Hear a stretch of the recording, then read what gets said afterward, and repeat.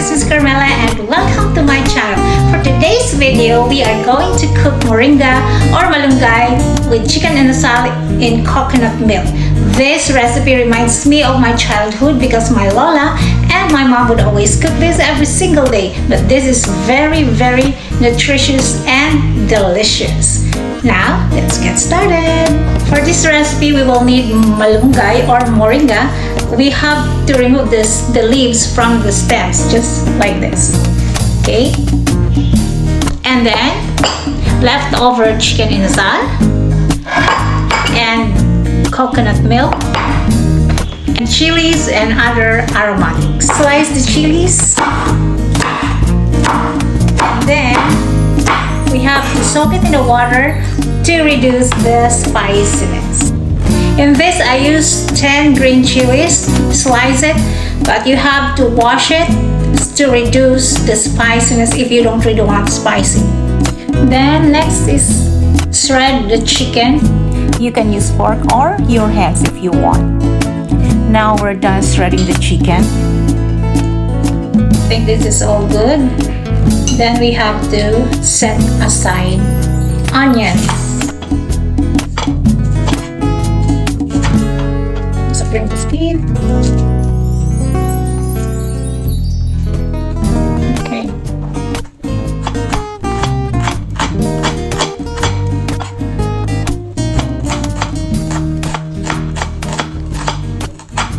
Next, garlic.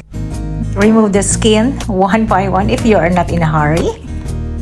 Then crush it just like that. Smash it. Thinly slice the garlic. And ginger. Just use spoon to peel off the skin. Then thinly slice it just like that.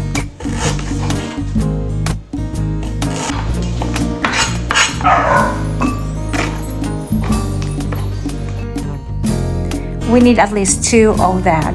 Chinese lemon or calamansi will help to neutralize or balance the taste. See, it looks like a lime, but it's just a small version. Squeeze it to get the juice. Now let's cook. Turn on the gas. In a low heat, add 3 tablespoons of cooking oil in a pan. Garlic can go in right away, then saute it. Maybe can move the camera a little bit closer. Alright, that's better.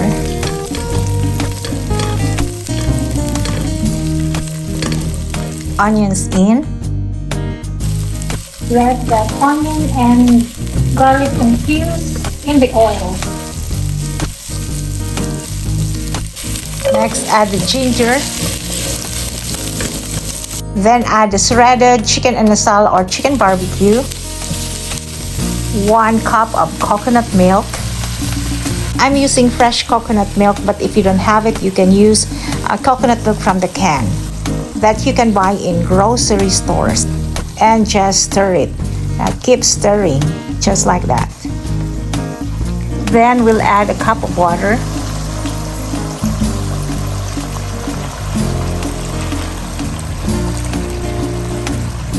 Then we just keep stirring it. Let's just continue to mix.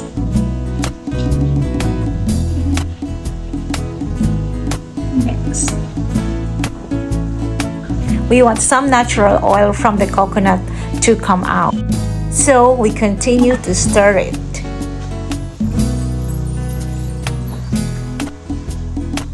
Then add a tablespoon of fish sauce.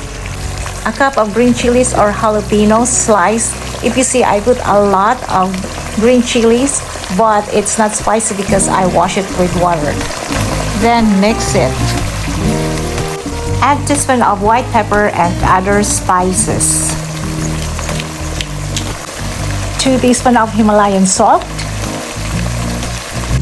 Calamansi or Chinese lemon juice. Then mix. For more spice, add black pepper.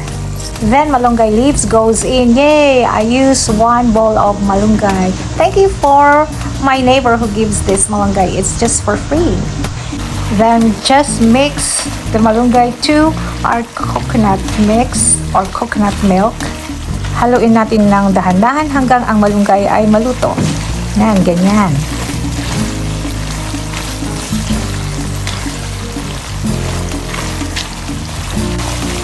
This is almost ready.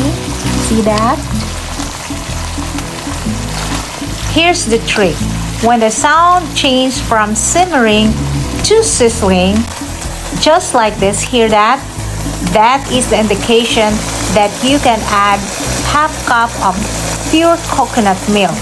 It will make it more creamy and it will give a natural sweetness, so you don't need to add sugar. Add red chilies for color. Give it a stir for a little bit more.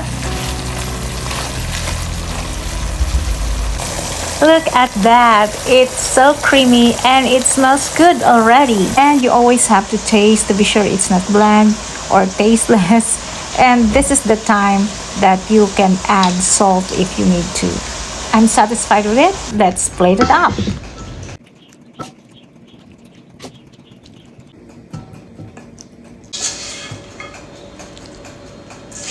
Saidin natin. That's it. Okay. Then garnish it with fried garlic. Here's our moringa or malunggay with chicken inasal and coconut milk. Oh wow, look at that. It looks so good. Now, let's try it.